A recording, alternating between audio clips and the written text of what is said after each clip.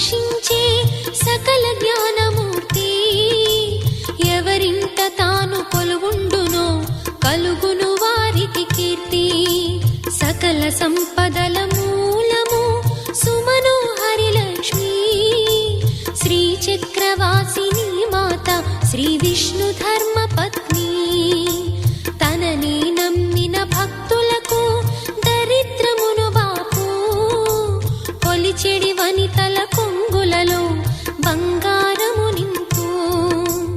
అష్టలక్ష్ముల రూపున అవతారం దాల్చినది. కష్టములను తొలగించగా భూమిలో వెలసినది. లక్ష్మీదేవి కథ శ్రీ లక్ష్మీదేవి కథ. లక్ష్మీదేవి కథ శ్రీ లక్ష్మీ